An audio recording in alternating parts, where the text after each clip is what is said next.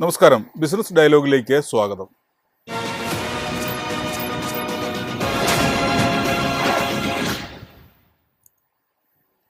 കേരളത്തിലെ 1200ഓളം തദ്ദേശ സ്ഥാപനങ്ങളിലെ 22,000-ഓളം വാർഡുകളിലേക്കാണ് തെരഞ്ഞെടുപ്പ് നടക്കുന്നത്. ഏകദേശം 8,500-ലധികം സ്ഥാനാർത്ഥികൾ, 2,84,000 വോട്ടർമാർ. ഗ്രാമപഞ്ചായത്തിൽ 25,000 രൂപ മുതൽ കോർപ്പറേഷനിൽ 1,50,000 രൂപ വരെയാണ് സ്ഥാനാർത്ഥികൾക്ക് ചെലവഴിക്കാവുന്ന തുക. തെരഞ്ഞെടുപ്പ് ചെലവ് ഇതിലൊതുങ്ങുമോ? ഒരു സ്ഥാനാർത്ഥി 1,00,000 രൂപ ചെലവഴിച്ചാൽ പോലും കോടികളാണ് വിപണിയിലെത്തുന്നത്. ഈ പണം ആരുടെയൊക്കെ കൈകളിലേക്കാണ് എത്തുന്നത്? ഈ പണത്തിൻ്റെ ഉറവിടം എവിടെ നിന്നാണ്? ഒരു വാർഡ് മെമ്പറുടെ മാസ ഓണറേറിയം 8,500 രൂപ മാത്രമാണെന്നിരിക്കെ തെരഞ്ഞെടുപ്പിന് ചെലവഴിച്ച തുക എങ്ങനെ തിരിച്ചു കിട്ടും? പണം ചെലവഴിക്കാൻ കഴിവുള്ളവർ മാത്രം മത്സരിക്കാൻ സാധിക്കുന്ന ഒരു സാഹചര്യം സാധാരണക്കാരൻ്റെ ജനാധിപത്യ അവകാശങ്ങൾക്ക് നിരക്കുന്നതാണോ? ഈ വിഷയമാണ് ഇന്ന് ബിസിനസ് ഡയലോഗ് ചർച്ച ചെയ്യുന്നത്.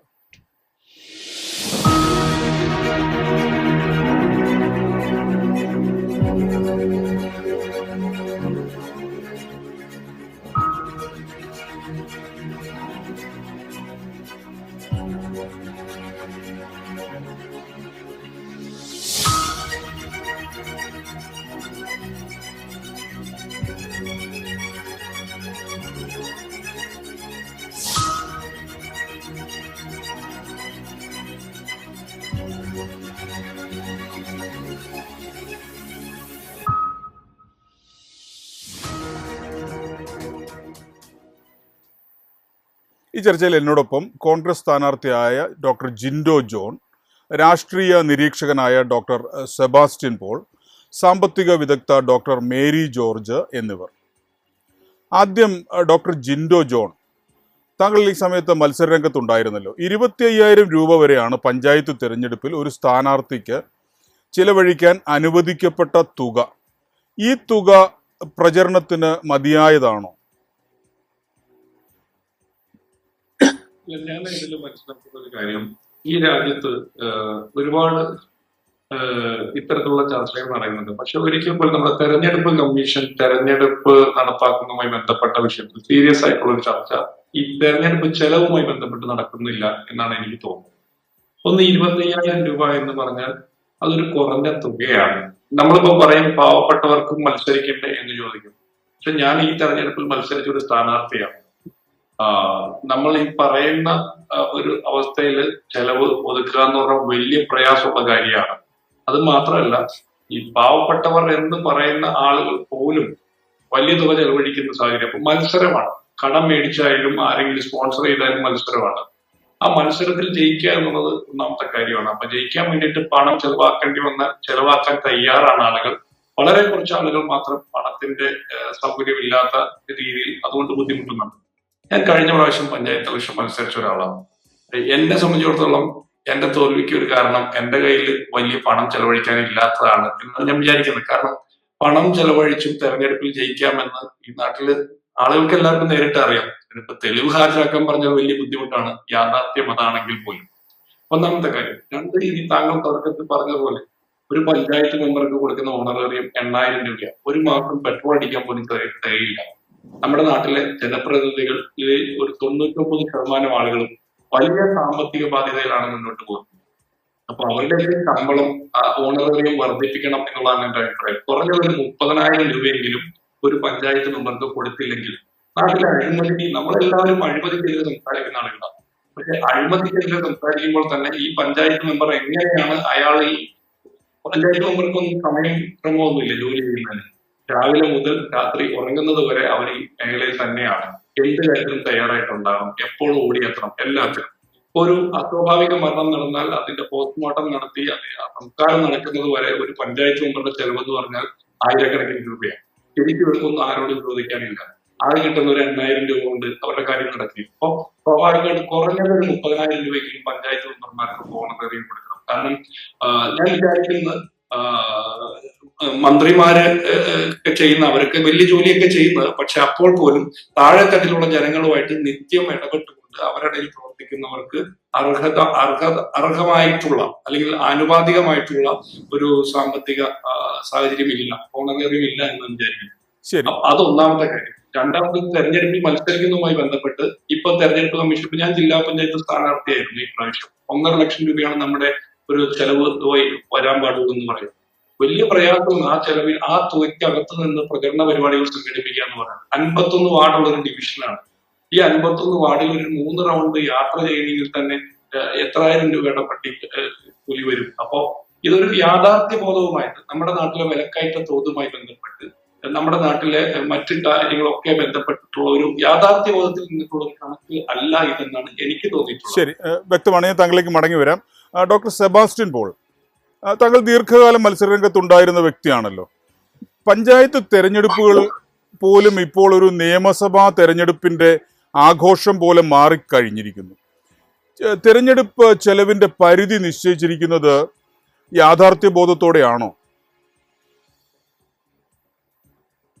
എന്നെ സംബന്ധിച്ച് ലോക്സഭയിലേക്ക് 4 പ്രാവശ്യം, നിയമസഭയിലേക്ക് 4 പ്രാവശ്യം, കോർപ്പറേഷനിലേക്ക് 2 പ്രാവശ്യം, അങ്ങനെ 10 തെരഞ്ഞെടുപ്പിനെ നേരിട്ട ആളാണ്. ഇതിൽ കുറെ ജയിച്ചു, കുറെ തോറ്റു.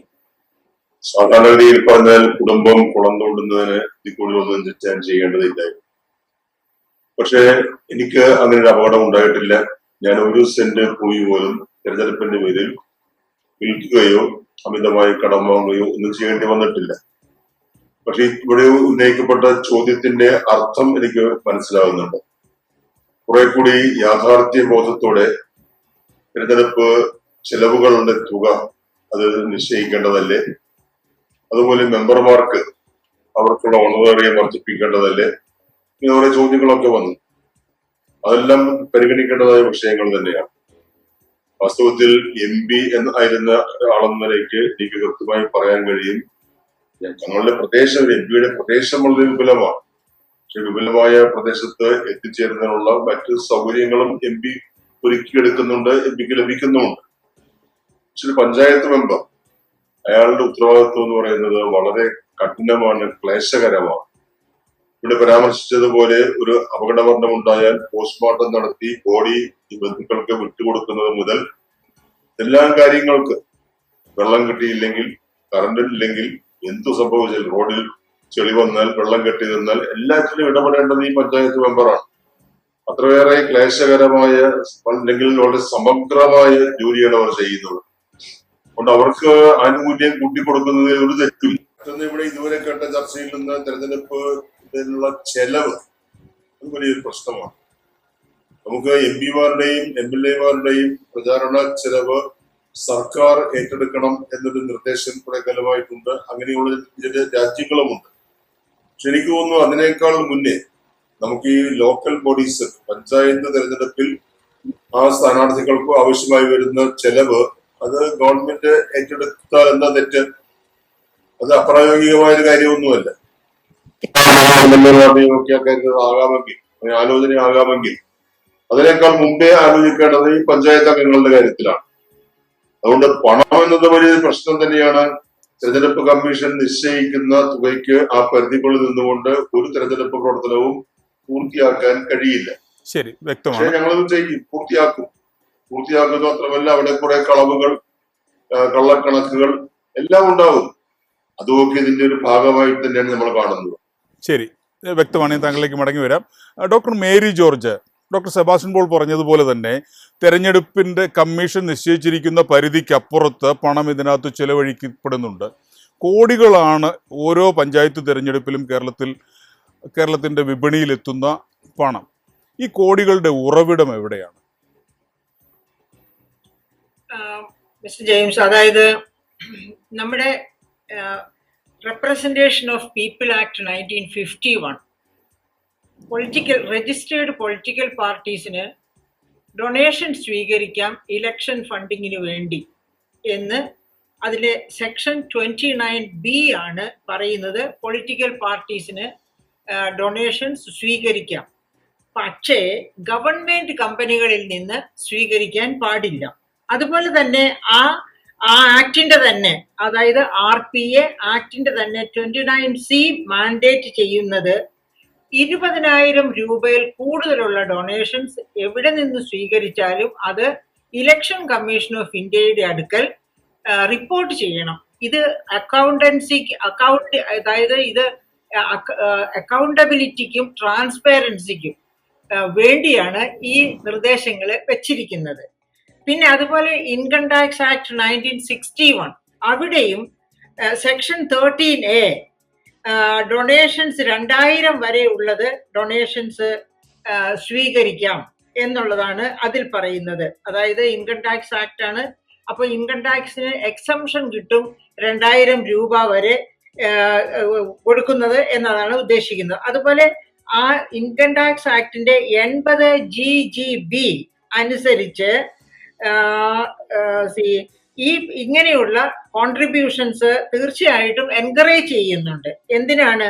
മറ്റു തരത്തില്, അതായത് അൺഓതറൈസ്ഡ് വേയില് പണം ഉണ്ടാക്കുകയോ പണം കണ്ടെത്തി ഇലക്ഷൻ ഫണ്ടിങ് നടത്തുകയോ ചെയ്യാതിരിക്കാൻ വേണ്ടിയാണ് ഈ 80GGB ഇൻകം ടാക്സ് ആക്ട് ഇതിനെ ഈ ഡൊണേഷൻസ് സ്വീകരിക്കുന്നതിന് എൻകറേജ് ചെയ്യുന്നത്. അതോടൊപ്പം തന്നെ ഇതിന്റെ ട്രാൻസ്പെറൻസിക്ക് വേണ്ടി വേറൊന്ന് ചെയ്യുന്നു. എവിടെ നിന്നൊക്കെ ഫണ്ട് സ്വീകരിക്കുന്നുവോ ആ ഫണ്ടൊക്കെ, അതായത് 20,000 രൂപയിൽ കൂടുതലുള്ള ഫണ്ട് എവിടെ നിന്ന് സ്വീകരിച്ചാലും അത് ഇലക്ഷൻ കമ്മീഷൻ ഓഫ് ഇന്ത്യയെ അറിയിച്ചിരിക്കണം എന്ന് ഇൻകം ടാക്സ് ആക്റ്റും പറയുന്നുണ്ട്. അപ്പോൾ അങ്ങനെയൊക്കെ ആണെങ്കിൽ തന്നെയും നമുക്കറിയാം ഇലക്ടറൽ ബോണ്ട്സ് ഉണ്ടായിരുന്നു. അത് പിന്നെ ഇലക്ട്രൽ ബോണ്ട്സിന്റെ കേസ് നമുക്കറിയാം. ഗവൺമെന്റ് ഓഫ് ഇന്ത്യ തന്നെ 2018 ഇലക്ട്രൽ ബോണ്ട്സ് കൊണ്ടുവന്നത്. എങ്ങനെയാണ് കൊണ്ടുവന്നത്? അതായത് ട്രാൻസ്പെറൻസി, അക്കൗണ്ടബിലിറ്റി എന്നൊക്കെ നമ്മുടെ സിസ്റ്റം, നമ്മുടെ ഗവൺമെന്റുകളും നിയമങ്ങളും ഒക്കെ അനുശാസിക്കുന്ന സാഹചര്യത്തിലാണ് ഈ electoral bond 2018 government of India കൊണ്ടുവരുന്നത്. അതെങ്ങനെയാണ് കൊണ്ടുവന്നത്? ഒരു മണി ബില്ലായിട്ടാണ് കൊണ്ടുവരുന്നത്. സെബാസ്റ്റ്യൻ പോൾ സർ MP ആയിരുന്നത് കൊണ്ട് അറിയാം ഫിനാൻസ് ബില്ലിന്റെയും മണി ബില്ലിന്റെയും വ്യത്യസ്തതകള്. ഫിനാൻസ് ബില്ലായിട്ടാണ് കൊണ്ടുവരുന്നത് എങ്കിൽ ലോകസഭയിൽ പാസ്സാക്കണം, അതുപോലെ രാജ്യസഭയിലും അത് അവതരിപ്പിച്ച് പാസ്സാക്കണം, എങ്കിൽ മാത്രമേ നിയമമായി വരികയുള്ളൂ. മറിച്ച് മണി ബില്ലാണെങ്കിൽ ലോകസഭയിൽ പാസ്സാക്കിയാൽ മതി, രാജ്യസഭയുടെ റെഫറൻസിന് വിടും. അവര് എന്തെങ്കിലും കമന്റ്സ് പറഞ്ഞിട്ടുണ്ടെങ്കിൽ ആ കമന്റ്സ് വേണമെങ്കിൽ ഇഫക്റ്റ് ചെയ്യാം, ഇല്ലെന്നുണ്ടെങ്കിൽ അത് മറന്നു കളയാം, അത് പാസ്സാകും ലോകസഭ. അപ്പൊ ഈ 2014 ഭരണത്തിൽ വന്ന BJP ഗവൺമെന്റിന്റെ ഒരു പ്രത്യേകത, അവർക്ക് ലോകസഭയിൽ ഭൂരിപക്ഷം ഉണ്ടായിരുന്നു, പക്ഷെ രാജ്യസഭയിൽ ഭൂരിപക്ഷം ഉണ്ടായിരുന്നില്ല. അപ്പൊ ഈ ഇലക്ട്രൽ ബോണ്ടിന്റെ പ്രത്യേകത എന്താണ്? ഡൊണേറ്റർ ആരായാലും അനോണിമസ് ആയിരിക്കും. എമൗണ്ട് കൊടുക്കുന്നതിന്റെ ഈ പറയപ്പെട്ട ഇൻകം ടാക്സ് ആക്ട് 1961 അല്ലെങ്കിൽ 1951 RPA ആക്ട് ഒന്നും അവിടെ ബാധകമാക്കുന്നില്ല. അവർക്ക് ഈ ഡൊണേഷൻസ് ഇഷ്ടം പോലെ സ്വീകരിച്ചു കഴിഞ്ഞാൽ തന്നെയും ആ ഡൊണേഷൻസ് എത്രയാണ് എന്നുള്ളത് അനോണിമസ് ആണ്, കോൺട്രിബ്യൂട്ട് ചെയ്ത് ആരാണെന്ന്. അപ്പൊ എന്താണ് ഈ ട്രാൻസ്പെറൻസി എന്ന് പറഞ്ഞാല്? ഒരു ഇലക്ട്രൽ ഫണ്ടിലേക്ക് ഒരുപാട് ഫണ്ട് കൊടുത്ത് അവരെ സഹായിക്കുക. അപ്പൊ ഒരു ക്വിഡ് പ്രോക്കോ, അങ്ങോട്ട് കൊടുത്തതിന് ആനുപാതികമായിട്ട് തിരിച്ചും ഒരു പ്രയോജനം കിട്ടണം. ഇപ്പൊ ഒരു സെൻട്രൽ ഗവൺമെന്റ്, നമ്മളിപ്പോ പഞ്ചായത്തുകളുടെ കാര്യമാണ് പറഞ്ഞു, ഈവൻ പഞ്ചായത്തുകളിൽ പോലും ഒരു കൂടുതൽ ഡൊണേഷൻ കൊടുത്ത കക്ഷി ഒരാവശ്യം വന്നു. ഉദാഹരണത്തിന് ഞാൻ പറയാം, ഒരു ക്വാറി മാഫിയ ഒരുപാട് ഫണ്ട് കൊടുത്ത് തദ്ദേശത്ത് നിന്നുള്ള ഒരു ആളെ ജയിപ്പിച്ചു കഴിഞ്ഞാൽ ഈ ക്വാറി മാഫിയക്ക് ഒരു തരത്തിലും ചങ്ങല ഇടാൻ പറ്റാത്ത രീതിയിൽ അയാൾ കൂട്ടപ്പെട്ടു കഴിഞ്ഞു, തെരഞ്ഞെടുക്കപ്പെട്ടത്. അങ്ങനെയുള്ള സാധ്യതകൾ ഉള്ളതുകൊണ്ടാണ് ഇലക്ട്രൽ ബോണ്ട്. മിസ്റ്റർ ജെയിംസ്, ഞാനത് പറഞ്ഞൊന്ന് തീർത്തോട്ടെ. ഇലക്ട്രൽ ബോണ്ട് ഇങ്ങനെ അത് പാസ്സാക്കി, അതായത് ഫിനാൻസ് ബില്ലായിട്ടല്ല മണി ബില്ലായിട്ട് അത് ലോകസഭയിൽ കൊണ്ടുവന്നു, പാസ്സാക്കി. അങ്ങനെ ഇഷ്ടം പോലെ ഇലക്ഷൻ ഫണ്ടിങ്, അതായത് ഡൊണേറ്റേഴ്സ് അനോണിമസ് ആയിട്ട് സംസ്ഥാന തലങ്ങളിലും വന്നു, കേന്ദ്ര തലത്തിലും വന്നു. അതിന്റെയൊക്കെ പുറത്ത് ആ കഥകളെല്ലാം പുറത്ത് വന്ന ഇതാണ്. അവസാനം 80% ഫണ്ടിങ് ഏത് പാർട്ടിയാണോ ഭരിക്കുന്നത്, സെൻട്രലിലാണെങ്കിലും സംസ്ഥാനത്താണെങ്കിലും, ആ പാർട്ടിക്കായിരിക്കും ഫണ്ട് കിട്ടുന്നത്. എത്ര ഫണ്ട് കിട്ടി എന്നുള്ളത് ഇലക്ഷൻ കമ്മീഷന് അറിയിക്കണമെന്നാണല്ലോ നിയമം. അതുകൊണ്ട് പക്ഷേ ഇലക്ഷൻ കമ്മീഷനും അത് അടച്ചു പൂട്ടി വെക്കും. അങ്ങനെയായിരുന്നു. അങ്ങനെ ഗതികെട്ടാണ് ആ ബില്ല് സുപ്രീം കോടതി തന്നെ ഇടപെട്ട്, അതായത് വ്യക്തികൾ അതിനെതിരായിട്ട് കോടതിയിൽ പോയി അതിന്റെ ഫലമായിട്ടാണ് ആ ഇലക്ട്രൽ ബോണ്ട് സിസ്റ്റം തന്നെ നള്ളിഫൈ ചെയ്തുകൊണ്ട് സുപ്രീം കോടതിയുടെ വിധി ഉണ്ടായത്. അപ്പം നമുക്കിവിടെ നിയമങ്ങളുണ്ട്. നിയമത്തിനനുസരിച്ചല്ല ഫണ്ട് കളക്ട് ചെയ്യുന്നത്, അതിനനുസരിച്ചല്ല ചെലവഴിക്കുന്നത്. അപ്പൊ അവിടെ ഒരുപാട് ട്രാൻസ്പെറൻസി ഇല്ലായ്മ, സുതാര്യത ഇല്ലായ്മ, ഫണ്ടിന്റെ മിസ്യൂസ്, ആ മിസ്യൂസിനനുസരിച്ച് നമ്മുടെ ധാർമ്മിക ച്യുതി, അതായത് ഡെമോക്രസിയുടെ അടിത്തറ തന്നെ ഇളകുന്ന തരത്തിലുള്ള ധാർമ്മിക ച്യുതി, അതിന്റെ ഒരു എക്സാമ്പിളാണ് ഞാൻ നേരത്തെ പറഞ്ഞ ഈ മാഫിയ സംസ്ഥാനത്തെ സംബന്ധിച്ച്. ഡോക്ടർ മേരി ജോർജ് വ്യക്തമാണ്. താങ്കളിലേക്ക് മടങ്ങി വരാം. ഡോക്ടർ ജിൻഡോ ജോൺ, താങ്കൾ ഉൾപ്പെടെയുള്ള സ്ഥാനാർത്ഥികൾക്ക് നിയമപരമായ പരിധിയിൽ ഒതുങ്ങി നിന്നുകൊണ്ട് മത്സരിക്കാൻ കഴിയാത്തതിന്റെ യഥാർത്ഥ കാരണം എന്താണ്? മത്സരത്തിന് കൂടുതൽ പണം ചെലവഴിക്കാനുള്ള സമ്മർദ്ദമുണ്ടോ? അല്ല, ഇതിലെ ഒരു കാര്യം എന്ന് വെച്ചാൽ ഞാൻ വിചാരിക്കുന്നത് വലിയ പ്രയാസം സ്ഥാനാർത്ഥികൾ പണം കണ്ടെത്താൻ നടത്തുന്നതിനേക്കാൾ വലിയ പ്രയാസമാണ് ഇലക്ഷൻ കമ്മീഷൻ നിഷ്കർഷിച്ചിരിക്കുന്ന ഈ ഒരു കണക്കിന്റെ ഉള്ളിൽ നിന്ന് ചെലവഴിച്ച് തെരഞ്ഞെടുപ്പ് പ്രക്രിയയിൽ ഏർപ്പെടാനായിട്ട് വലിയ പ്രയാസമാണ്. ഇപ്പൊ നമ്മുടെയൊക്കെ നാട്ടിൽ പുതിയ കുറച്ച് ആളുകൾ ഇപ്പോ സംഘടനകൾ വന്നിട്ടുണ്ട്. ഉദാഹരണത്തിന് 2020 പോലെയുള്ള സംഘടന. ആ സംഘടനകളുടെ തന്നെ പ്രവർത്തനം എന്ന് പറഞ്ഞാൽ വലിയ തുക ചെലവഴിച്ച് പലതരത്തിലുള്ള ഓഫറുകൾ കൊടുത്ത് പല രീതിയിലാണ്. സ്വാഭാവികമായിട്ടും വേറൊരു ട്രെൻഡിലേക്ക് പോവുക. അപ്പൊ ഈ ഇലക്ഷൻ കമ്മീഷന്റെ ഉദ്യോഗസ്ഥർ കേരളത്തിൽ യാത്ര ചെയ്യുന്നതിന് എത്ര ലക്ഷം രൂപയാണ് ചെലവഴിക്കുന്നത്? അപ്പൊ ഇവരുടെയൊക്കെ അവരുടെ ഒരു നേരത്തെ ഭക്ഷണത്തിന് എത്ര ചെലവെന്ന് ഇവർ ആലോചിച്ചിട്ടുണ്ട്. അപ്പോ അങ്ങനെ മൊത്തത്തിൽ നോക്കുമ്പോൾ 1 ലിറ്റർ പെട്രോളിന് 106 രൂപയുള്ള സംസ്ഥാനത്താണ് നമ്മൾ. അപ്പൊ ഒരു ദിവസം ഒരു സ്ഥാനാർത്ഥി എത്ര ലിറ്റർ പെട്രോൾ അടിക്കേണ്ടി ഒരു യാത്ര ചെയ്യുന്നതുമായി ബന്ധപ്പെട്ട് അപ്പൊ ഒരു പര്യടന പരിപാടി ഉണ്ടെങ്കിൽ അപ്പോൾ യാഥാർത്ഥ്യബോധമില്ലാതെയാണ് ഈ കണക്കുകൾ വെച്ചിരിക്കുന്നത്. എനിക്ക് മുമ്പ് സംസാരിച്ച ബഹുമാനപ്പെട്ട സെബാസ്റ്റ്യൻ പോൾ സാർ പറഞ്ഞ പോലെ ഒന്നുകിൽ സംസ്ഥാന സർക്കാർ അല്ലെങ്കിൽ കേന്ദ്ര സർക്കാർ തന്നെ സ്ഥാനാർത്ഥികൾ നോമിനേഷൻ കൊടുക്കുന്നതുമായി അതിനുശേഷം മുഴുവൻ സ്ഥാനാർത്ഥികൾക്കും തുല്യമായിട്ട് ഏകീകൃത രൂപത്തിലുള്ള പ്രചരണ രീതികൾ സംഘടിപ്പിച്ചുകൊണ്ട് അവർക്ക് സ്ഥാനാർത്ഥിത്വത്തെ കുറിച്ച് പ്രചരിപ്പിക്കാനുള്ള സാഹചര്യം ഒരുക്കി കൊടുത്തുകൊണ്ട് സ്വന്തം നിലയിൽ പണം ചെലവഴിക്കാത്ത രീതിയിലുള്ള ഒരു സംവിധാനം ഉണ്ടാകണം. അല്ലെങ്കിൽ ഈ പറഞ്ഞ സീലിംഗ് വളരെ യാഥാർത്ഥ്യബോധത്തിൽ നിന്ന് അകന്നു നിൽക്കുന്ന ഒരു സീലിംഗ് ആണ്. ഇപ്പൊ ഒരു ജില്ലാ പഞ്ചായത്ത് സ്ഥാനാർത്ഥി എന്നുള്ള നിലയ്ക്ക് 1.5 ലക്ഷം രൂപയുടെ ഉള്ളിൽ നിന്ന് ചെലവഴിച്ചുകൊണ്ട് തെരഞ്ഞെടുപ്പ് പ്രക്രിയയിൽ മത്സരിച്ച് ജയിക്കുക എന്നുള്ളത് വലിയ പ്രയാസമുള്ള കാര്യമാണ്. അത് യാഥാർത്ഥ്യബോധമായിട്ട് ഒരു രീതിയിലും ചേർന്ന് പോകുന്ന ഒരു തീരുമാനമല്ല. 5000 രൂപയാണ് മത്സരിക്കുന്ന സ്ഥാനാർത്ഥി കെട്ടിവെക്കേണ്ട തുക. അപ്പൊ 5000 രൂപ അപ്പം തന്നെ ചെലവായി. പിന്നെ 1,45,000 രൂപയുള്ളൂ. ഇപ്പൊ ഈ തെരഞ്ഞെടുപ്പുമായി ബന്ധപ്പെട്ട ഒരു ഉദാഹരണം പറയാം. അപ്പോ ആദ്യം പറഞ്ഞു ടാക്സി പെർമിറ്റ് ഉള്ള വണ്ടികളിൽ മാത്രമേ മൈക്ക് അനൗൺസ്മെന്റും മറ്റു പര്യടന പരിപാടിയും നടത്താൻ പാടുള്ളൂ എന്ന് പറഞ്ഞു. അത് കഴിഞ്ഞിട്ട് സ്വകാര്യ വണ്ടികൾക്കും പറ്റും എന്നുള്ള ഒരു കോടതി ഓർഡറിന്റെ പശ്ചാത്തലത്തിൽ അങ്ങനെ ഒരു തീരുമാനമുള്ളൂ. പര്യടനം തുടങ്ങുന്നതിന്റെ തലേന്ന് രാത്രി 7:30 വിളിച്ചിട്ട് പറയാം, നിങ്ങൾക്ക് തന്നിരിക്കുന്ന പെർമിറ്റ് തിരിച്ചെടുത്തിരിക്കുന്നു, വീണ്ടും ടാക്സി പെർമിറ്റ് ഉള്ള വണ്ടിയുടെ ആപ്ലിക്കേഷൻ കൊടുക്കണമെന്ന്. അപ്പോ ഞാൻ വിചാരിക്കുന്ന ഈ ഉദ്യോഗസ്ഥ തലപ്പത്തിരിക്കുന്ന പലർക്കും സാമാന്യ ബോധം പോലും നഷ്ടപ്പെട്ടിരിക്കുകയാണ്. അപ്പോ ഇലക്ഷൻ കമ്മീഷന്റെ പ്രത്യേക സാഹചര്യത്തിൽ വലിയ അധികാരവും ഇതൊക്കെ ഉണ്ട്. പക്ഷെ യാഥാർത്ഥ്യ ബോധത്തിൽ നിന്നിട്ടല്ല ഇതിനെ അഡ്രസ് ചെയ്യുന്നത്. അത് കഴിയുമ്പോൾ ഈ എന്തെങ്കിലുമൊക്കെ എഴുതി കൊടുക്കുന്ന ഒരു കണക്ക് അതാണ് വിശ്വസിച്ച് അത് ശരിയാണെന്ന് പറയുന്നു. അപ്പോ കള്ളം പറയാൻ പ്രേരിപ്പിക്കുന്നത് ആദ്യത്തെ ഇലക്ഷൻ കമ്മീഷൻ തന്നെയാണ്. ഇപ്പോൾ ഇലക്ഷൻ കമ്മീഷനുമായി ബന്ധപ്പെട്ട് വലിയ വിവാദങ്ങൾ മറ്റു പലതരത്തിലും ഉണ്ട്. ഇന്ത്യ മൊത്തത്തിലുള്ള ചർച്ചകൾ വേറെയാണ്. അപ്പോൾ ഇലക്ഷൻ കമ്മീഷന്റെ വിശ്വാസമാണ് ചോദ്യം ചെയ്യപ്പെടുന്ന സമയത്ത് ഈ പറഞ്ഞ കണക്കിന്റെ ഉള്ളിൽ നിന്നാണോ എല്ലാ സ്ഥാനാർത്ഥികളും ചെലവഴിച്ചത് എന്നുള്ള ചോദ്യത്തിന് യാതൊരു പ്രസക്തിയുമില്ല. കാരണം യാഥാർത്ഥ്യമായിട്ട് ഒരു രീതിയിൽ സന്ധി ചേരുന്നതല്ല ആ ചോദ്യത്തിന്റെ. ഡോക്ടർ ജിൻഡോ, താങ്കളുടെ ഒരു നിഗമനത്തിൽ ഒരു പഞ്ചായത്ത് തെരഞ്ഞെടുപ്പിൽ ഒരു സ്ഥാനാർത്ഥിക്ക് ചെലവഴിക്കാൻ പറ്റുന്ന തുകയുടെ പരിധി എവിടെയായിരിക്കണം? അല്ല, അത് പരിധി പറയാൻ പറ്റില്ല. ഒരു സ്ഥാനാർത്ഥിക്ക് എത്ര വേണമെങ്കിലും ചെലവഴിക്കാം, എത്ര വേണമെങ്കിലും. ഇപ്പൊ നേരത്തെ ഡോക്ടർ മേരി ജോർജ് പറഞ്ഞ പോലെ ക്വാറി മാഫിയ സഹായിക്കുന്നുണ്ടെങ്കിൽ, മണ്ണ് മാഫിയ സഹായിക്കുന്നുണ്ടെങ്കിൽ, അല്ലെങ്കിൽ ഇപ്പോ ഈ 2020 പോലുള്ള സംഘടന ഏതെങ്കിലും ഒരു കോർപ്പറേറ്റ് കമ്പനി വിചാരിച്ചാൽ പണം ഒഴുക്കാൻ പറ്റുമെങ്കിൽ സൗകര്യപ്രദമായിട്ട് ഒരു കോർപ്പറേറ്റ് കമ്പനി വിചാരിച്ചാൽ ഈ ഒരു നാട്ടിലെ ഒരു പഞ്ചായത്ത് ഭരണസമിതി പിടിച്ചെടുക്കാൻ വലിയ പ്രയാസമൊന്നുമില്ല. വ്യവസ്ഥാപിതമായിട്ടുള്ള രാഷ്ട്രീയ പാർട്ടികൾക്കൊക്കെ സാമ്പത്തികമായിട്ട് ആരുടെയെങ്കിലും നിന്നൊക്കെ പിരിവെടുത്ത് വലിയ പ്രയാസത്തിലൊക്കെ ആയിരിക്കും സംഘടനാ സംവിധാനം ചലിപ്പിക്കുന്നത്. യാതൊരു സംഘടനാ സംവിധാനമോ യാതൊരു പൊളിറ്റിക്കൽ ബാക്ക്ഗ്രൗണ്ടോ ഇല്ലാതെ പെട്ടെന്ന് ഒരു സുപ്രഭാതത്തിൽ ഒരു കമ്പനി വന്ന് ലക്ഷക്കണക്കിന് രൂപ ചെലവഴിക്കാൻ പറ്റിയ സിമ്പിൾ ആയിട്ട് ഒരു തെരഞ്ഞെടുപ്പ്, ഒരു പഞ്ചായത്ത് ഭരണമൊക്കെ പിടിക്കാൻ പറ്റും. ഇത് ഞങ്ങൾ നേരിട്ട് കണ്ടിട്ടുള്ളതാണ്. അതിപ്പോ എല്ലാ രാഷ്ട്രീയ പാർട്ടികൾക്കും ഇത്തരം ചോദ്യങ്ങളൊന്നും ഒഴിഞ്ഞു മാറാൻ പറ്റുന്നില്ല. ഞാൻ ഒരു പാർട്ടിയുടെ ഭാരവാഹി ആയിരിക്കുമ്പോൾ തന്നെ.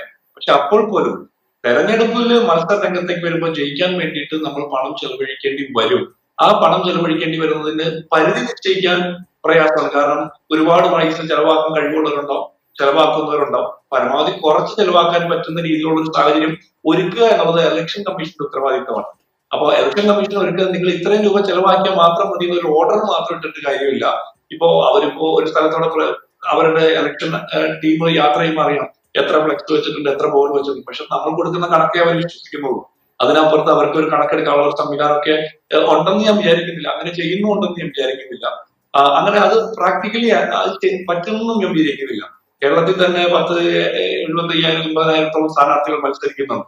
22,000 വാർഡുകളിൽ മത്സരം നടക്കുന്നുണ്ട്. അപ്പോ ഇത് ഞാൻ പറഞ്ഞില്ലേ, ഇത് നമ്മുടെ ഇപ്പൊ കേരളത്തിലെ ഒരു വിലക്കയറ്റം തോന്നുന്നു. ഇന്ത്യയിലെ ഏറ്റവും കൂടുതൽ വിലക്കയറ്റമുള്ളത് കേരളത്തിൽ 9.5%. അപ്പൊ ഇവിടെ ഒരു ഒരു ഒരു ഒരു കുടുംബയോഗം നടത്തണമെങ്കിൽ അവിടെ ഭക്ഷണം ഒരുക്കണമെങ്കിൽ ഉള്ള ചെലവ് എത്രയാണ്? ഇതൊന്നും പരിശോധിക്കാതെ അത് യാതൊരു യാഥാർത്ഥ്യബോധവും ഇല്ലാതെയാണ് ഈ കണക്കുകളുടെ സീലിംഗ് വെച്ചിരിക്കുന്നതെന്നാണ് എനിക്ക് തോന്നുന്നത്. 20 പോലെ രാഷ്ട്രീയ അടിത്തറയില്ലാത്ത പാർട്ടികൾ ജനങ്ങൾക്കിടയിൽ വേര് പിടിക്കുന്നത് ഈ പണത്തിന്റെ ഒരു ബലത്തിലാണോ?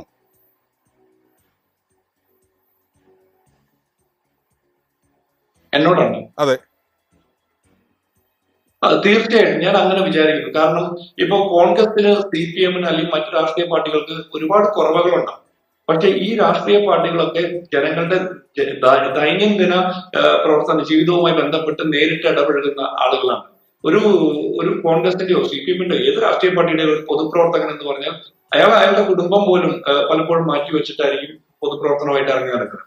പക്ഷെ അവരുടെ മുമ്പിൽ പെട്ടെന്ന് ഒരു സുപ്രഭാതത്തിൽ ഒരു കോർപ്പറേറ്റ് കമ്പനി വരുമ്പോൾ പെട്ടെന്ന് ഇതെല്ലാം ഇവിടെ നിലവിലുള്ള എല്ലാ സംഘടനകളും മോശമാണ്, എല്ലാം അഴിമതിയാണെന്ന് പറഞ്ഞാൽ ഞാൻ അത് വിശ്വസിക്കില്ല. അഴിമതിക്കാരായിട്ടുള്ള ഒരുപാട് രാഷ്ട്രീയക്കാരെ അറിയാം, നമുക്ക് അറിയാം. അങ്ങനെ കുറെ പേരുണ്ട്, പലരും ശിക്ഷിക്കപ്പെടുന്നില്ല. പക്ഷെ അപ്പോൾ പോലും ഞങ്ങൾ പൊതുപ്രവർത്തന രംഗത്ത് നിൽക്കും ഞങ്ങൾ വിചാരിക്കുന്നത് ഒരു 90% വരുന്ന പൊതുപ്രവർത്തകരും അഴിമതിക്കാരല്ല. അതിലൊരു ഏറ്റവും എളുപ്പത്തിൽ മനസ്സിലാക്കാൻ പറ്റുന്നത് ഒരാൾ ഒരു പഞ്ചായത്ത് മെമ്പർ സ്ഥാനം കഴിഞ്ഞ് പുറത്തേക്ക് പോകുമ്പോൾ അയാൾക്ക് മുമ്പുണ്ടാകുന്നതിനേക്കാൾ സാമ്പത്തിക ബാധ്യത ഉണ്ടാകുകയുള്ളൂ.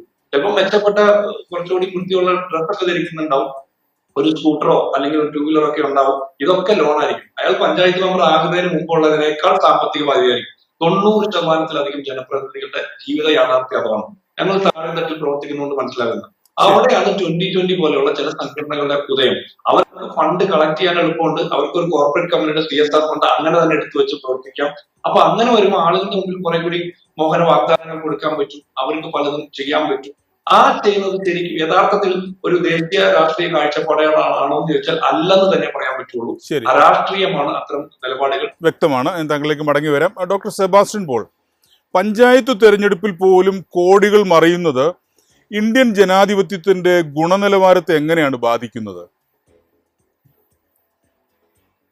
അല്ലാതെ എപ്പോഴും ചർച്ച ചെയ്യപ്പെടുന്ന ഒരു വിഷയമാണ് തെരഞ്ഞെടുപ്പിൽ പണത്തിന്റെ സ്വാധീനം എന്നുള്ളത്. തെരഞ്ഞെടുപ്പിൽ പണത്തിന്റെ സ്വാധീനം എന്ന് പറഞ്ഞാൽ ബാഹ്യ ശക്തികൾ അല്ലെങ്കിൽ തൽപര കക്ഷികൾ പണം ഇറക്കുന്നു എന്നുള്ളത് തന്നെയാണ് ഉദ്ദേശിക്കുന്നത്. അത് ഇല്ലാതെ ഒരു തെരഞ്ഞെടുപ്പും മുന്നോട്ട് പോവില്ല. നമുക്ക് ഇപ്പൊ പഞ്ചായത്തിന്റെ കാര്യം പറയുകയാണെങ്കിൽ എല്ലാ പഞ്ചായത്തുകളിലും ഇതുപോലെ പണം ഇറങ്ങിക്കൊള്ളണമെന്നില്ല. ചില പഞ്ചായത്തുകൾ അത് ഈ സാങ്കേതികമായ അർത്ഥത്തിലല്ല ഞാൻ ഉദ്ദേശിക്കുന്നത് A ക്ലാസ് ആണ് എന്ന് വെച്ചാൽ അവിടെ പലതരത്തിലുള്ള സാമ്പത്തിക പ്രവർത്തനവും നടക്കുന്ന ഇടങ്ങളാണ്. അവിടെയൊക്കെ ഒരു മെമ്പർ അല്ലെങ്കിൽ ആ പഞ്ചായത്ത് ഭരണസമിതി സ്വാധീനിക്കാൻ കഴിഞ്ഞാൽ ഈ മൂലധന ശക്തികൾക്ക് വലിയ തോതിലുള്ള ലാഭം ഉണ്ടാക്കാൻ കഴിയും. അപ്പൊ ഒരു പഞ്ചായത്തിന്റെയും പേരെടുത്ത് പറയണമെന്നില്ല. പക്ഷേ ഈ 1000-ഓളം പഞ്ചായത്തുകളുള്ളതിൽ ചില പഞ്ചായത്തുകളുടെ പേരുകൾ നമുക്കറിയാവുന്നത്. അവിടെയൊക്കെ ഇത്തരം വിവാദങ്ങളും തർക്കങ്ങളും ചർച്ചകളും സമരങ്ങളും വിഭജന പ്രക്ഷോഭവും ഒക്കെ ഉണ്ടായിട്ടുള്ളത് കൊണ്ടാണ്. അതുകൊണ്ട് പണം മാറ്റി നിർത്തണം, പണത്തിന്റെ സ്വാധീനം പൂർണ്ണമായും ഒഴിവാക്കണം എന്ന് പറഞ്ഞാൽ അത് അപ്രായോഗികമാണ്. അത് പാർലമെന്റിനെ സംബന്ധിച്ചാണെങ്കിലും നിയമസഭയെ സംബന്ധിച്ചാണെങ്കിലും പഞ്ചായത്തുകളെ സംബന്ധിച്ചാണെങ്കിലും അതിൽ വ്യത്യാസമൊന്നുമില്ല. പക്ഷേ എപ്രകാരം ഇത് സംശുദ്ധമാക്കാൻ കഴിയും എന്ന് വെച്ചാൽ പണം ഒഴിവാക്കുക എന്നുള്ളതല്ല, പണത്തിന്റെ അവിശുദ്ധമായ സ്വാധീനം ഒഴിവാക്കി തെരഞ്ഞെടുപ്പ് രംഗം എപ്രകാരം സംശുദ്ധമാക്കാൻ കഴിയും, അത് നമുക്കൊരു ചർച്ച ചെയ്ത് നടക്കാവുന്ന വിഷയമല്ല. അത് പാർലമെന്റിന്റെ അല്ലെങ്കിൽ നിയമസഭയുടെ കൃത്യമായ ഇടപെടൽ ആവശ്യമുണ്ട്. അത്തരത്തിലുള്ള പല ശുപാർശകളും നമ്മുടെ നിയമനിർമ്മാതാക്കളുടെ മുന്നിലുണ്ട്. പക്ഷെ അത് നടക്കുന്നില്ല എന്നുള്ളതാണ് ശരി. പക്ഷെ അതിന്റെ പേരിൽ ജനാധിപത്യത്തിലെ മഹോത്സവം എന്നൊക്കെ വിശേഷിപ്പിക്കപ്പെടുന്ന തെരഞ്ഞെടുപ്പുകളുടെ അതിന്റെ പവിത്രത, അതിന്റെ അനിവാര്യത അത് നമുക്ക് ഒഴിവാക്കാൻ കഴിയില്ല. അത് വില കുറച്ച് കാണുന്നത് ജനാധിപത്യത്തോട് കാണിക്കുന്ന വലിയ അവഹേളനം കൂടിയായി മാറും. പറയുമ്പോൾ തന്നെ പ്രാദേശിക ഭരണം പണമുള്ളവരുടെ കൈകളിലേക്ക് പോകുന്നുണ്ടോ? അല്ല, അങ്ങനെ പോകുന്നു എന്ന് പറയാൻ കഴിയില്ല. നമ്മുടെ അനുഭവം അങ്ങനെയാണ്. നമുക്കറിയാമല്ലോ, ഈ പ്രാദേശിക ഭരണകൂടം എന്ന് പറഞ്ഞാൽ പഞ്ചായത്ത് അല്ലെങ്കിൽ ബ്ലോക്ക് പഞ്ചായത്ത്, മുനിസിപ്പാലിറ്റി അല്ലെങ്കിൽ കോർപ്പറേഷൻ, അവിടെയൊക്കെ ഈ 2020 എന്നത് ഒരു അപവാദമാണ്, എക്സെപ്ഷനാണ്. അത് ഒഴിവാക്കിയാൽ എവിടെയാണ് ഈ കോർപ്പറേറ്റ് സ്വാധീനം ആ രീതിയിൽ ഒരു പഞ്ചായത്തിനെ തന്നെ വിഴുങ്ങുന്ന രീതിയിൽ ഉണ്ടായിട്ടുള്ളത്? നമുക്ക് പലതരത്തിലുള്ള പ്രക്ഷോഭങ്ങൾ, കരിമണൽ പ്രക്ഷോഭമായാലും അല്ലെങ്കിൽ കൊക്കോള പ്രക്ഷോഭമായാലും അവിടെയൊക്കെ അല്ലെങ്കിൽ ക്വാറികൾക്കെതിരെയാണെങ്കിലും അവിടെയൊക്കെ ജനങ്ങളുടെ ഇടപെടൽ ഇവിടെ സാധ്യമാകുന്നുണ്ട്. അവയെ അങ്ങനെ പൂർണ്ണമായി പണം ഉപയോഗിച്ച് അടിച്ചമർത്താൻ കക്ഷികൾക്ക് കഴിയുന്നുമില്ല. അതുകൊണ്ട് അങ്ങനെ നമ്മളിപ്പോൾ ഈ പറയുമ്പോൾ ഈ പാവപ്പെട്ട നേരത്തെ പറഞ്ഞിട്ടുണ്ട് അതിന്റെ തുകയുടെ ഓണറേറിയം എത്രയെന്നൊക്കെ പറഞ്ഞില്ലേ. പക്ഷെ അനുഭവത്തിന്റെ വെളിച്ചത്തിൽ നമ്മൾ ആലോചിച്ച് നോക്കുക, എന്താ കാണാൻ കഴിയുന്നത്? ഇപ്പോൾ കൊച്ചി കോർപ്പറേഷനിലെ ഉദ്യോഗസ്ഥന്മാർ അവരുടെ ഔദ്യോഗിക കാലയളവിനുള്ളിൽ സമ്പാദിക്കുന്ന പണം എത്രയാണ്? അതിന് അവർ താമസിക്കുന്ന കെട്ടിടങ്ങൾ പോയി നോക്കിയാൽ മതി. ഏത് കൗൺസിലറെ കുറിച്ച് നമുക്ക് അങ്ങനെ ആരോപണം ഉന്നയിക്കാൻ കഴിയും? ഒരാളെ കുറിച്ചും പറയാൻ കഴിയില്ല. അവരെന്തെങ്കിലും വല്ല ചില്ലറ വിനോദങ്ങളിലോ താല്പര്യങ്ങളിലോ ഒക്കെ ഇടപെടുന്നുണ്ടാകുമായിരിക്കാം. അതിനപ്പുറത്തേക്ക് ഒന്നും കഴിയില്ല. കാരണം അവർക്ക് മേൽ അത്രമാത്രം അതിശക്തമായ ബഹുജന നിരീക്ഷണമുണ്ട്, നിയമത്തിന്റെ നിരീക്ഷണമുണ്ട്, അവരെ സ്പോൺസർ ചെയ്യുന്ന പാർട്ടികളുടെ മേൽനോട്ടമുണ്ട്, അതിന് പലതുമുണ്ട്. അതുകൊണ്ട് നമ്മൾ ഈ ജനപ്രതിനിധികളെ ആക്ഷേപിക്കുകയും അതിനപ്പുറത്ത് ഈ അഴിമതി മുഴുവൻ നടത്തിക്കൊണ്ടിരിക്കുന്ന ഉദ്യോഗസ്ഥ വൃന്ദത്തെ വെറുതെ വിടുകയും ഒക്കെ ചെയ്യുമ്പോൾ നമ്മൾ ഈ ജനാധിപത്യം എന്നത് നമുക്കുള്ള പ്രിയപ്പെട്ട ഒരു ആശയമാണ്, പ്രിയപ്പെട്ട ഒരു ജീവിത സംവിധാനവും രീതിയുമാണ് എന്ന അടിസ്ഥാനത്തിൽ പറയുകയാണ് നമ്മൾ നമ്മുടെ ജനാധിപത്യത്തെ അപ്രകാരം അപഹസിക്കരുത്. തീർച്ചയായും വളരെ വിലയേറിയ ഒരു നിരീക്ഷണമാണ്. ഡോക്ടർ മേരി ജോർജ്, ഗ്രാമപഞ്ചായത്തുകളിൽ പോലും ഒരു സ്ഥാനാർത്ഥിക്ക് നിശ്ചിത പരിധിയിലും കൂടുതൽ തുക ചെലവഴിക്കേണ്ടി വരുന്നതിൻ്റെ ഒരു സാമ്പത്തിക ശാസ്ത്രം എന്താണ്? ഈ ചിലവ് പ്രാദേശിക തലത്തിൽ അഴിമതി വളർത്താനുള്ളൊരു നിക്ഷേപമായി മാറുന്നുണ്ടോ ചില സാഹചര്യങ്ങളിലെങ്കിലും? അതായത് ഈ പ്രാദേശിക തലത്തിൽ കൂടുതൽ ചെലവഴിക്കേണ്ടി വരുന്നത് ദേശീയ തലത്തിലും സംസ്ഥാന തലത്തിലും വളരെ കൂടുതൽ ചെലവഴിക്കുന്നു എന്നതുകൊണ്ടാണ്. അതായത് ദേശീയ തലത്തിൽ ഏത് പാർട്ടി ഇരിക്കുന്നുവോ ആ പാർട്ടി എങ്ങനെ ചെലവഴിക്കുന്നു, സംസ്ഥാന തലത്ത് ഭരണത്തിലിരിക്കുന്ന പാർട്ടി ഏതോ അവരെങ്ങനെ ചെലവഴിക്കുന്നു. ഒറ്റ കാര്യം മാത്രം ഓർത്താൽ മതി. ഇക്കഴിഞ്ഞ ഫെബ്രുവരി 17 സുപ്രീം കോടതി ചീഫ് ജസ്റ്റിസ് തന്നെ നടത്തിയ ഒരു റെഫറൻസ് എന്തായിരുന്നു? അദ്ദേഹം നടത്തിയ റെഫറൻസ്, അതായത് ഫ്രീ ബീസ് കൊടുക്കുന്നത് ഡെമോക്രസിയിൽ കുറ്റകരമാണ്, പക്ഷെ കോടതിക്ക് അതിൽ ഇടപെട്ട് പാടില്ല എന്ന് പറയാൻ പരിമിതികളുണ്ട്. എന്തുകൊണ്ടാണ് കുറ്റകരമാണ് എന്ന് പറഞ്ഞ് ഏത് സാഹചര്യത്തിലാണ്? ബീഹാർ ഇലക്ഷൻ ഡിക്ലയർ ചെയ്തതിന് ശേഷം ഓരോ വനിതയ്ക്കും 10,000 രൂപ വീതം കൊടുത്ത് ചേർത്ത് പിടിക്കും എന്ന് പറഞ്ഞു. അപ്പൊ ഞാൻ അതിന്റെ സ്റ്റാറ്റിസ്റ്റിക്സ് നോക്കി. അതായത് ബീഹാറിലെ ജനതയിലെ വോട്ടേഴ്സ് ലിസ്റ്റിൽ പേര് വരുന്ന 1,50,000 വനിതകൾ, 1.5 കോടി വനിതകളുണ്ട്. പിന്നെ അതുപോലെ അതിനേക്കാൾ കൂടുതൽ പുരുഷന്മാരുണ്ട്. പക്ഷെ ആ പുരുഷന്മാരൊന്നും സംസ്ഥാനത്തില്ല. അവിടുത്തെ പട്ടിണിയും പരിവട്ടവും കാരണം പുരുഷന്മാരെല്ലാം നമുക്കറിയാം, കേരളത്തിലേക്ക് തന്നെ ബീഹാറിൽ നിന്ന് ധാരാളം പുരുഷന്മാർ ജോലി തേടി വരുന്നുണ്ട്, അതുപോലെ മറ്റ് സംസ്ഥാനങ്ങളിലേക്കും. അപ്പോൾ സ്ത്രീകളാണ് അവിടെ കൂടുതലുള്ളത്. അവരെ ചേർത്ത് പിടിക്കുകയാണെങ്കിൽ ജയം ഉറപ്പാണ് എന്ന് BJPക്ക് അറിയാമായിരുന്നു. അങ്ങനെയാണ് 10,000 രൂപ വീതം വനിത ഒന്നിന് കൊടുക്കുമെന്ന് പറഞ്ഞ് അവർ ജയിക്കുകയും ചെയ്തു സുഖമായിട്ട്. അപ്പൊ അവർ ജയിക്കുന്നതിന് മുൻപ് ഇലക്ഷൻ ഡിക്ലെയർ ചെയ്യുന്നതിന് തൊട്ട് മുൻപാണ് ഈ 10,000 രൂപയുടെ ഡിക്ലറേഷൻ വന്നത്. അപ്പോഴാണ് ഒരു വ്യക്തി കോടതിയിൽ പോകുന്നതും കോടതി ഫെബ്രുവരി 17-ാം തീയതിയാണ് ഇതുപോലത്തെ ഇപ്പൊ അദ്ദേഹമാണ് റിട്ടയർ ചെയ്ത ചീഫ് ജസ്റ്റിസ് ഓഫ് ഇന്ത്യയാണ് ആ കമന്റ്. അത് എന്തുകൊണ്ടാണ് അദ്ദേഹം അങ്ങനെ പറഞ്ഞത്? അദ്ദേഹം പറഞ്ഞത് ഫ്രീ ബീസ് കൊടുത്താൽ അത് ഉൽപാദനക്ഷമത, അതായത് പണി ചെയ്തില്ലെങ്കിലും പൈസ കയ്യിൽ കിട്ടുമെന്ന ആ ധാരണ ജനങ്ങളിൽ ഉണ്ടായാൽ അവര് ചെയ്യുന്ന ജോലി ചെയ്യാൻ വിമുഖരാകും എന്നാണ് അദ്ദേഹം അതുകൊണ്ട് ഉദ്ദേശിച്ചത്. അതിന്റെ എക്സ്പ്ലനേഷൻ അദ്ദേഹം തന്നെ കൊടുത്തിട്ടുണ്ട്. അങ്ങനെ പറഞ്ഞു. ഇനി അതുപോകട്ടെ, നമ്മൾ കേരളത്തിലേക്ക് വരൂ. എന്താണ് ഈ തെരഞ്ഞെടുപ്പ്, തദ്ദേശ സ്വയംഭരണ സ്ഥാപനങ്ങളിലേക്കുള്ള തെരഞ്ഞെടുപ്പ് തുടങ്ങുന്നതിന് തൊട്ട് മുൻപായിട്ട് ഒരുപാട് ഫ്രീ ബീസ് ആണ് ഇവിടെ ഗവൺമെന്റ് ഓഫ് കേരള ഡിക്ലെയർ ചെയ്തത്. ഉദാഹരണത്തിന് 1,600 രൂപയായിരുന്നു 2,000 രൂപയാക്കിയതിനോട് നമുക്ക് എതിർപ്പില്ല. കാരണം അത് 60 കഴിഞ്ഞവർക്ക് കിട്ടുന്നതാണ്. അവരിൽ പലരും, അതായത് 70-80 ഒക്കെ ആയി കഴിഞ്ഞാൽ പിന്നെ ജോലി കാലം കഴിഞ്ഞു എന്ന് വേണം വിചാരിക്കാൻ. പക്ഷേ 35 വയസ്സ് മുതൽ 60 വയസ്സ് വരെയുള്ള സ്ത്രീകൾക്ക് 1,000 രൂപ ഓണറേറി ഒരു മാസം കൊടുക്കുന്നു, മറ്റ് പെൻഷൻസ് ഒന്നും ഇല്ലെങ്കിൽ എന്ന് പറയുന്ന ഈ 35 വയസ്സ് മുതൽ 60 വയസ്സ് വരെയുള്ള പ്രായക്കാർക്ക് കൊടുക്കുന്നതാണ് സുപ്രീം കോടതി ചീഫ് ജസ്റ്റിസ് പറഞ്ഞ ഈ ഫ്രീ ബി എന്ന് പറയുന്നത്. അങ്ങനെ കൊടുത്തു കഴിഞ്ഞാല് സംസ്ഥാനം അതുപോലെ ഒരുപാട് പ്രോഗ്രാംസ് സംസ്ഥാന ഗവൺമെന്റ് ക്ഷേമ പദ്ധതികൾ എന്നും പറഞ്ഞു കൊണ്ടുവന്നിട്ടുണ്ട് ഈ ഇലക്ഷന് തൊട്ട് മുൻപ്.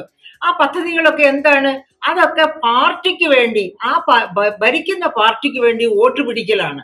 അങ്ങനെ ഭരിക്കുന്ന പാർട്ടിക്ക് വേണ്ടി വലിയ തോതിൽ വോട്ട് പിടുത്തം സംസ്ഥാന ഗവൺമെന്റ് തന്നെ നടത്തുമ്പോൾ തദ്ദേശ സംഭരണ ഇപ്പൊ ജിൻഡോ ജോണിനെ പോലെ ഉള്ളവര് ഏത് പാർട്ടിയുടെ കീഴിലാണോ പിന്നെ വോട്ട് പിടിക്കാൻ ചെല്ലുന്നത് അവരെയൊക്കെ അവഹേളിക്കുന്നതിന് തുല്യമാണ് ഈ പറയപ്പെട്ട പ്രഖ്യാപനങ്ങൾ വരുന്നത്. അപ്പൊ ഇത്തരം പ്രഖ്യാപനങ്ങൾ കേന്ദ്ര ഗവൺമെന്റ് നടത്തിയാലും സംസ്ഥാന ഗവൺമെന്റ് നടത്തിയാലും അത് ഡെമോക്രസിക്ക് വിരുദ്ധമാണ്. എപ്പോഴാണ് ഈ ക്ഷേമ പ്രവർത്തനങ്ങൾ ഇവർ ചെയ്യേണ്ടത്? ഈ ക്ഷേമ പ്രവർത്തനങ്ങൾ ഒന്നും തെറ്റാണെന്നല്ല നമ്മൾ പറയുന്നത്. ഭരണത്തിൽ വന്നാൽ പിറ്റേ ദിവസം മുതൽ തുടങ്ങേണ്ടതാണ് ക്ഷേമ പ്രവർത്തനങ്ങൾ. അങ്ങനെ ഭരണം വിട്ട് 5 വർഷം കഴിഞ്ഞ് ഇറങ്ങുമ്പോഴേക്കും ബീഹാറിലെ സ്ത്രീകൾ അരപ്പട്ടിണിക്കാരാണെങ്കിൽ അവരെ പട്ടിണിയിൽ നിന്ന് തൊഴിലിലേക്ക് ഉയർത്തണം. കേരളത്തിലെ 35-ഉം 60-ഉം വയസ്സിനിടയ്ക്കുള്ള സ്ത്രീകൾക്ക് തൊഴിലില്ലെങ്കിൽ അവർക്ക് തൊഴിൽ സൃഷ്ടിക്കപ്പെടണം 5 വർഷം കൊണ്ട്. അതല്ലാതെ ഭരണത്തിൽ നിന്ന് ഇറങ്ങാൻ നേരത്ത് നിങ്ങൾക്ക് ഇത് തരാം എന്ന് പറഞ്ഞ് ചേർത്ത് പിടിച്ചുകൊണ്ട് വോട്ട് മേടിക്കില്ല. അതാണ് ഒരു തരത്തിലും സഹിക്കാൻ, അതാണ് ഡെമോക്രസിയുടെ അടിവേരറക്കുന്ന പദ്ധതി. അതാണ് കേരളത്തിലും കേന്ദ്രത്തിലും നടന്നുകൊണ്ടിരിക്കുന്നത്. ലോകത്ത് മറ്റൊരിടത്തും ഇല്ല. ഈ ഇലക്ഷൻ ഫണ്ട് ഗവൺമെന്റ് ഫണ്ട് ചെയ്യുക, ഈ തരത്തിലുള്ള ഫണ്ടിങ് രീതികളിലൊക്കെ മറ്റു രാജ്യങ്ങളിലെ വലിയ വ്യത്യാസങ്ങളുണ്ട്. അവിടെയൊക്കെ ഇത്തരം സിസ്റ്റംസ് വന്നാല് അത് ആരും അംഗീകരിച്ചു കൊടുക്കില്ല. അതിനെതിരെ സുപ്രീം കോടതികൾ തന്നെ ഇടപെടും. ശരി, ഡോക്ടർ മേരി ജോർജ് വ്യക്തമാണ്.